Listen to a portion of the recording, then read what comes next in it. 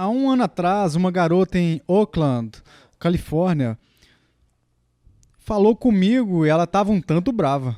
Ela estava muito angustiada. E o que ela disse foi que estava brava com o pastor dela. Mas eu disse, por que você está brava com seu pastor? Eu tenho a sensação de que, por alguma razão, o meu pastor, todos os domingos pelas manhãs, está fazendo tudo o que pode para ocultar a verdadeira identidade de Deus para todos nós da congregação. Ela disse, eu venho para a igreja e eu quero ter uma oportunidade de adorar, de experimentar a referência por Deus e a adoração por Ele. Mas o Deus sobre o qual eu estou ouvindo é um Deus que tem sido limitado, foi domesticado, ele tem se tornado inócuo. E ela disse, eu tenho certeza de que a razão pela qual o pastor faz isso é que ele não quer amedrontar as pessoas ao explicar o verdadeiro caráter de Deus. Eu não sei de fato quais eram as reclamações daquela mulher, mas eu sei que todos nós temos uma tendência de abrandar o retrato bíblico de Deus. E há uma razão por isso. A razão é essa. A santidade de Deus é traumática para quem não é santo. Isso fica claro se nós olharmos para o restante do texto de Isaías. Já vimos aqui os registros da visão de Isaías a respeito da santidade de Deus. O que eu quero que vocês vejam agora é o que acontece com Isaías, por consequência ao que ele acabou de ver. Antes de fazer isso, deixa eu fazer um comentário. Nos primeiros capítulos das Institutas da Religião Cristã, escritas por João Calvino, ele fez uma declaração parecida com tipo isso aqui, ó. Assim, o medo e o terror são os responsáveis por levarem todos os homens piedosos a temerem na presença de Deus, como as Escrituras sempre relatam. O que Calvino está dizendo é o seguinte: há um padrão para as respostas humanas à presença de Deus nas Escrituras. E me parece que quanto mais justa é a pessoa que está sendo descrita, mais ela treme quando entra diante da presença de Deus. Não há nada arrogante ou casual sobre a resposta de Abacuque quando ele encontra o Deus Santo. Você se lembra da reclamação de Abacuque quando ele viu toda a degradação e injustiça que envolvia a paisagem, o cenário da sua cidade natal? Ele ficou tão ofendido com isso que ele subiu na torre de vigia e ele clamou a Deus dizendo, tu és tão santo que não podes contemplar a iniquidade, como podes ficar parado e deixar tudo isso acontecer? Ele disse, vou esperar aqui até que Deus responda a minha questão. Você se lembra o que aconteceu? Quando Deus apareceu para Abacuque, ele disse, o meu íntimo se comoveu, tremeram os meus lábios e a podridão entrou nos meus ossos. O que aconteceu com Jó? Quando ele esperou pela voz de Deus, quando Deus se mostrou a ele e disse, eu me abomino e me arrependo no pó e na cinza. Eu falei uma vez e não vou falar nunca mais. Vou pegar minha mão e pôr sobre a minha boca. Como Calvino também disse, o relato da Escritura Sagrada é que todos os seres humanos foram expostos à santidade de Deus, tremeram na presença de Deus. Isso também foi uma verdade clara para Isaías. Agora pense sobre Isaías. Eu não fiz uma pesquisa a respeito da moralidade do século 8 antes de Cristo, Mas eu não posso imaginar, eu não consigo que houvesse qualquer ser humano na nação judaica, naquele período, que humanamente exemplificando, fosse mais justo que Isaías. Isaías foi a pessoa mais justa que poderia ser encontrada naquele tempo. E ele teve esse vislumbre da santidade de Deus. E a primeira coisa que ele fez após isso foi clamar, cheio de terror. E a versão King James registrou as palavras dele, que diziam: ai de mim!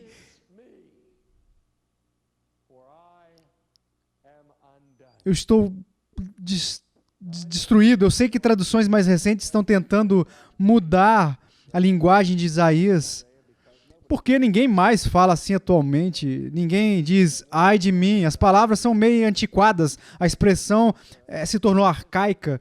É como se alguém dissesse chuchu beleza ou coitado. Ninguém mais fala isso, a não ser que você tenha algum amigo. Quando as coisas dão errado, eles dizem que quer dizer wish, com o mesmo significado de ai de mim. Mas não vemos as pessoas falando muito assim na nossa cultura. Então, os tradutores, tentando comunicar a palavra de Deus com um vocabulário moderno, eles vão se livrando da linguagem arcaica. Mas ao fazer isso, infelizmente, eles arriscam perder mais uma daquelas joias escondidas da literatura bíblica.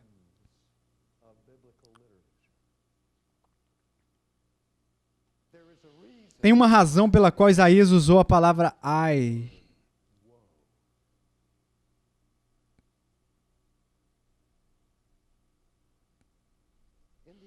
No Antigo Testamento, um profeta era um ser humano que foi ungido por Deus para ser um arauto de Deus. O que se distinguia do profeta do sacerdote em Israel era o seguinte: a tarefa do sacerdote era falar com Deus. Ele representava as pessoas. A tarefa do profeta era falar com as pessoas em nome de Deus. Assim, então, quando um profeta externasse a mensagem, ele não iniciava o seu discurso dizendo: em minha humilde opinião, ou esse é o meu julgamento disso, ou eu acredito que talvez esse possa ser o caso. Não é assim que eles se dirigiam às pessoas. Você sabe o que é a mensagem? Quando entregavam uma mensagem, eles iniciavam dizendo assim, assim diz o Senhor. Porque entendiam que eram arautos dos anúncios divinos. A forma literária usada pelos profetas de Israel é a que nós chamamos de oráculo.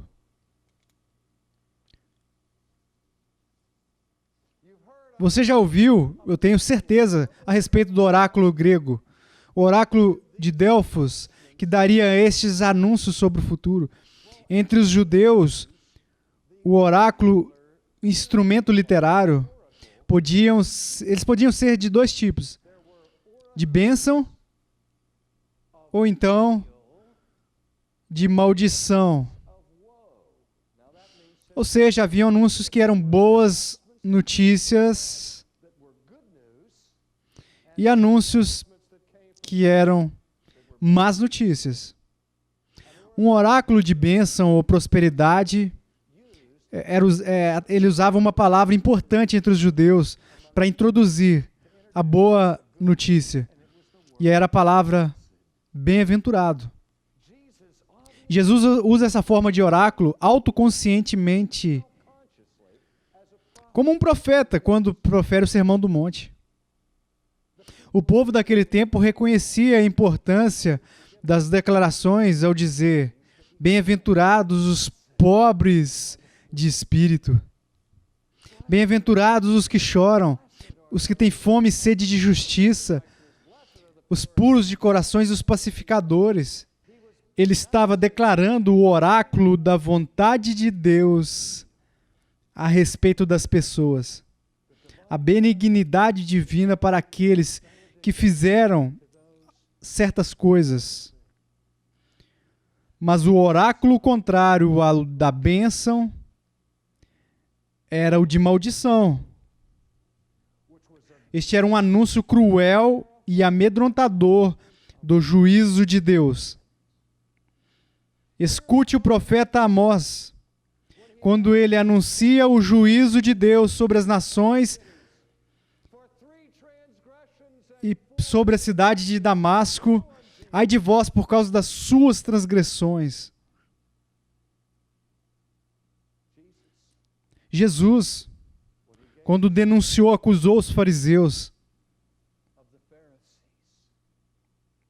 ele profetizou suas palavras de juízo, usando os oráculos do Antigo Testamento, dizendo: ai de vós, escribas e fariseus hipócritas, vocês atravessam o mar, percorrem o mar para fazer um prosélito, e quando fazem, o tornam 2 vezes mais filho do inferno do que vocês já são.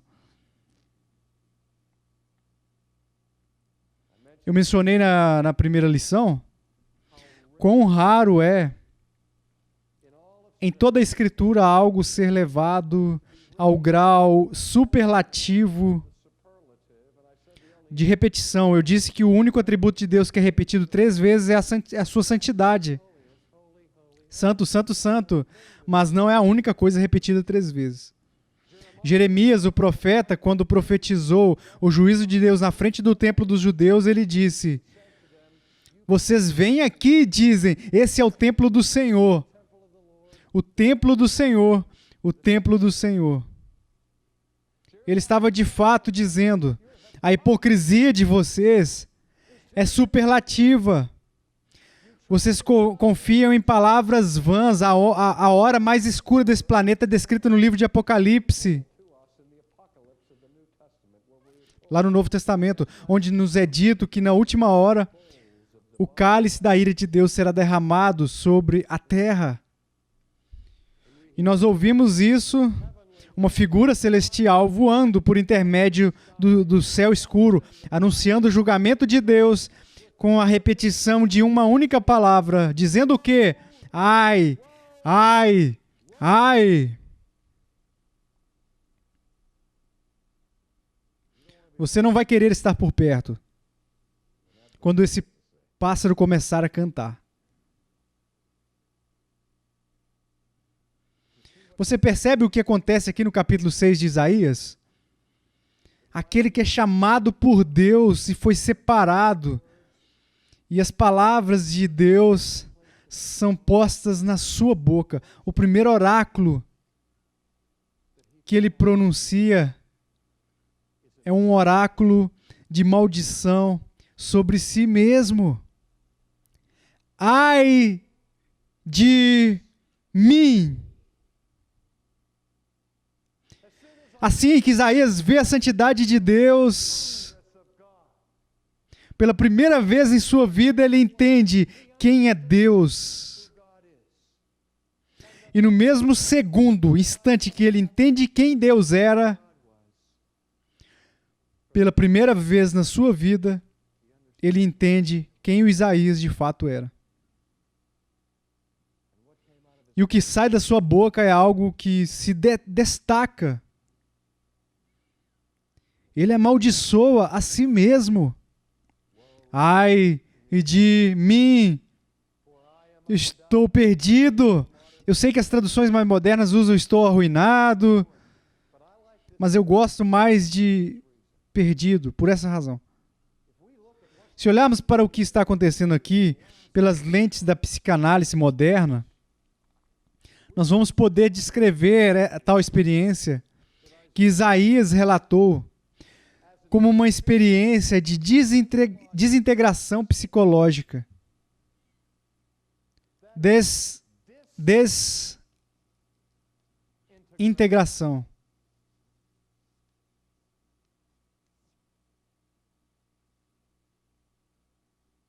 Para descrever uma pessoa que é saudável, dizemos que essa pessoa está completa, é íntegra, ela tem tudo consigo. Mas quando a gente vê alguém que está perdido ou está se perdendo, o que a gente diz? Está entrando em colapso. Não é interessante usarmos como sinônimos para virtude a palavra integridade? Quer dizer que nós temos todos os aspectos da vida juntos de um jeito coerente e consistente. Aqui está o homem, senhoras e senhores, de maior integridade dentro do povo judeu, que tem apenas um vislumbre da santidade de Deus, e ele imediatamente começa a se desintegrar, ele é quebrantado. É isso que acontece com quem tem um vislumbre do caráter de Deus. Porque gastamos toda a nossa vida nos desviando do verdadeiro caráter de Deus. Porque temos a tendência natural de nos escondermos de Deus.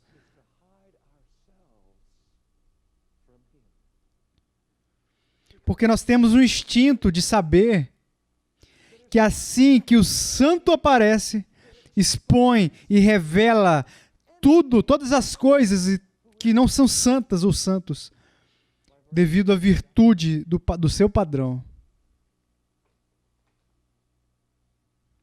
Nós temos uma justificativa para todos os pecados que nós cometemos. Somos mestres do auto-engano, da auto-enganação. Calvino faz essa afirmação: enquanto o nosso olhar, nossa visão estiver fixa no chão, estaremos seguros. Nós nos bajulamos, nos consideramos como semideuses, pouco menores que a deidade eterna. Fazemos o que Paulo disse para nós não fazermos, aqueles que se julgam por si mesmos, entre si mesmos, não sábios. Deixe-me dizer algo sobre a natureza humana. Nós podemos sair pelas ruas aqui nos Estados Unidos e fazer a seguinte pergunta a todos na rua, e é inacreditável o número de pessoas que responderá da mesma maneira. Se eu perguntasse, você é perfeito? Eu aposto que 99% das pessoas responderia, não interessa o seu histórico, não sou perfeito. O axioma que todo americano recorre é, ninguém é perfeito. Existe uma resposta humana. Errar é humano. Ninguém é perfeito. E isso não parece nos incomodar nem um pouco.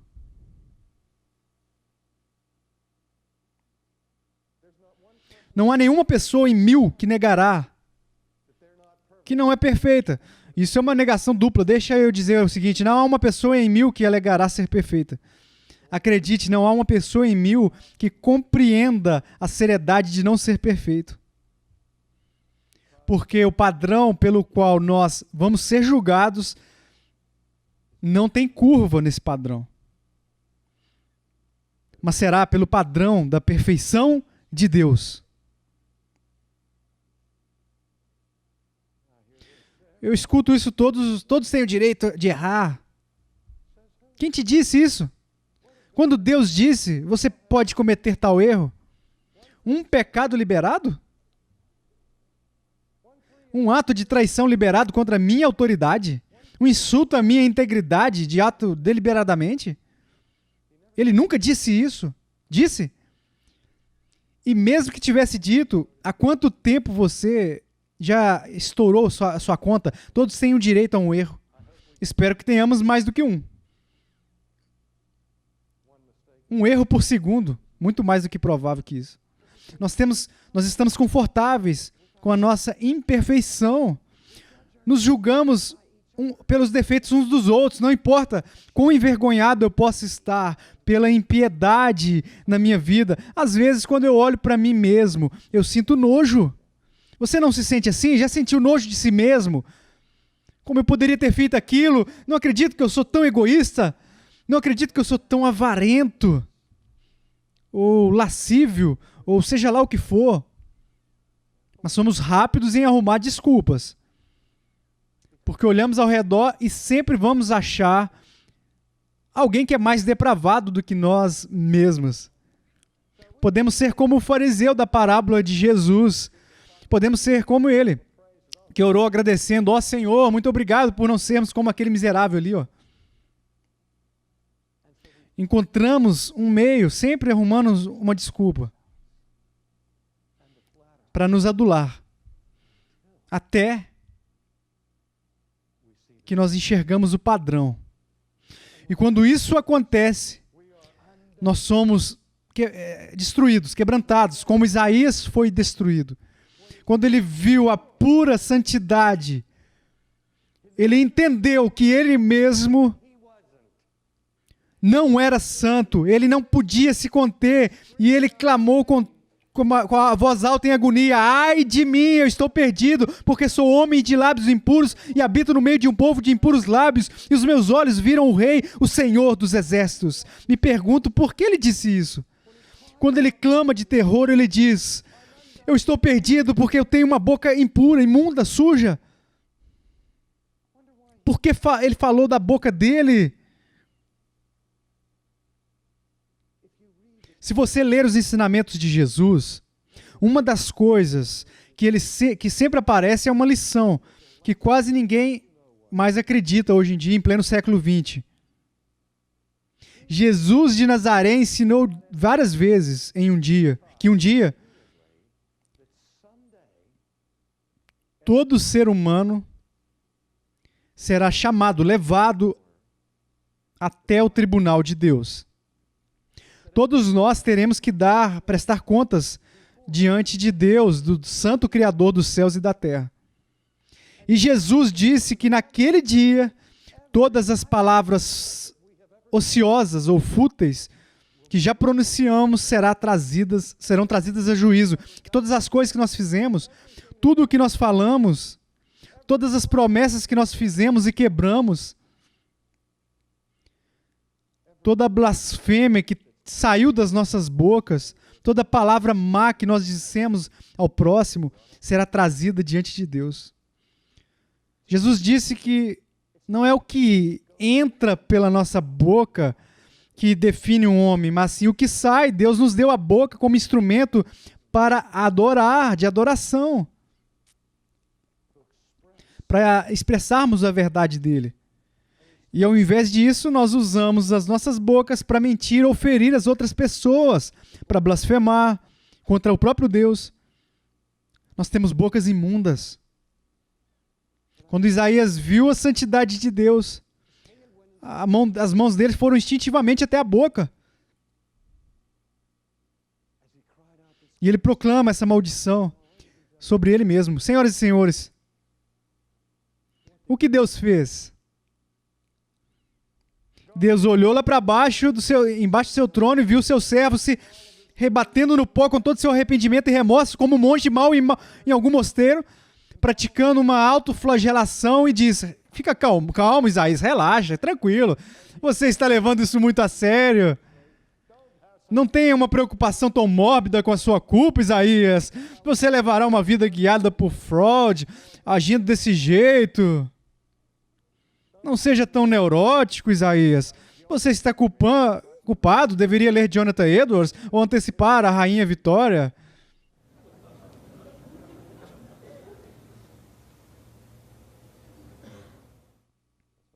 Não foi isso que ele falou. Deus não olhou para o seu servo e disse: sofra, verme miserável, você merece ser destruído e desfeito. Vá em frente, deixe a maldição cair em cima de você. Conheço gente como você, Isaías. Nos acertamos depois. Não foi isso que ele fez. Outra coisa que ele não fez, senhoras e senhores, Deus não disse uma palavra sobre graça barata. Deus não disse: olha, Isaías, a única coisa que quero de você é que assine um cartão de membro, levante sua mão, faça uma oração e entre no meu reino. Não. Deus viu o seu servo sentindo dor. Então ele enviou um serafim. E o serafim foi até o altar onde havia uma brasa queimando no lugar santo. E aquela brasa estava tão quente que até mesmo o anjo não podia entrar em contato com ela. E ele teve que usar uma tenaz E com essa tenaz, ele retirou a brasa e voou até onde Isaías estava. E nós vimos no texto que ele tocou essa brasa em seus lábios.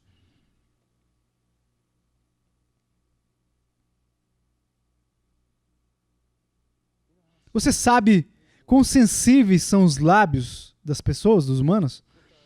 É com nossos lábios que expressamos uma das mais íntimas formas de comunicação, o beijo. Os nervos dos lábios são sensíveis, hipersensíveis.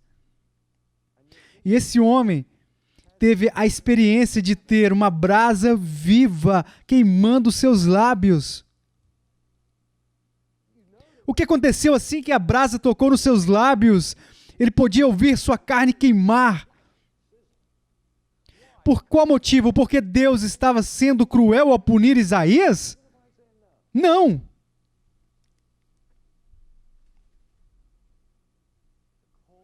A brasa foi utilizada para cauterizar os lábios dele, para purificar, para curar, para preparar ele para a mensagem que ele tinha que entregar. Escute o que foi dito. Um dos serafins voou para mim, trazendo na mão uma brasa viva que, tirada do altar com uma tenaz, com a brasa tocou a minha boca e disse: eis que ela tocou os teus lábios. A tua iniquidade foi tirada e perdoados os teus pecados.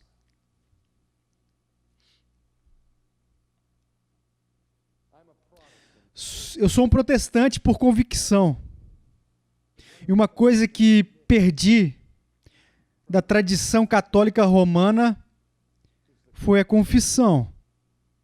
Sim, a confissão estava no centro da controvérsia protestante, mas apenas um elemento dela. Temos a tendência de querer jogar tudo fora. Como eu desejaria ir por algum lugar e tivesse alguém ali que eu pudesse ver e ouvir, experimentar de fato a sua presença e dizer: Pai, eu pequei, foi isso que eu fiz, e listar minhas transgressões, tirar isso do meu peito. Então ficar de joelhos e ouvir esse alguém dizer: pelo nome de Jesus Cristo, está absolvido. Eu te absolvo.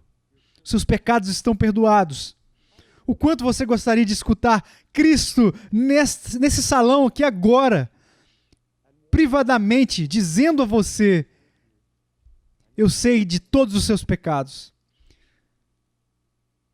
Mas agora eu quero te dizer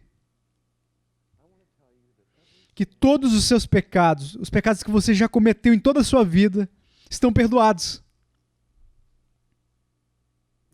Sua culpa foi arrancada, toda a culpa. Você não terá que se preocupar com os pecados que você cometeu contra Deus.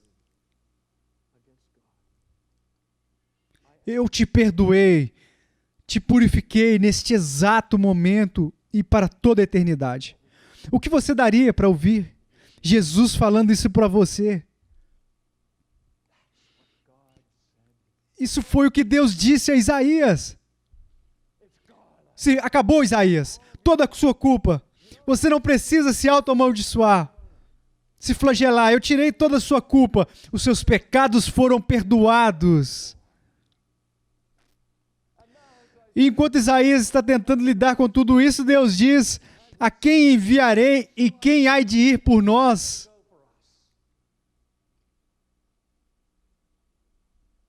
A primeira coisa que Isaías diz, depois de amaldiçoar a si próprio, foi o seguinte: eis-me aqui, envia a mim. Perceba que ele não disse: eu estou aqui. Isso seria dizer a Deus sua localização geográfica. Ele disse: Deus, eis-me aqui. Ele mal podia falar por causa dos seus lábios. Senhoras e senhores, o local de arrependimento é muitíssimo doloroso. O arrependimento genuíno é honestidade diante de Deus. E vir até a presença do Deus Santo é uma coisa difícil, dolorosa, mas quando fazemos isso com humildade, como Isaías, e com sinceridade, Deus está pronto a nos perdoar e nos purificar e nos enviar. A única justificativa para a missão do missionário, para a pregação do pregador, é que tal pessoa experimentou o perdão de Deus. Vamos orar.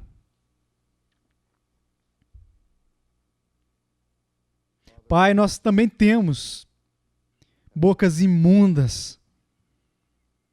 E nós não podemos viver perante a Tua presença sem a expiação que Cristo nos proveu. Nós oramos, Senhor, para que venhamos Te conhecer e conhecer o Seu perdão agora e para todo sempre. Que nós possamos dizer a Ti: eis-nos aqui, envie a nós. Amém.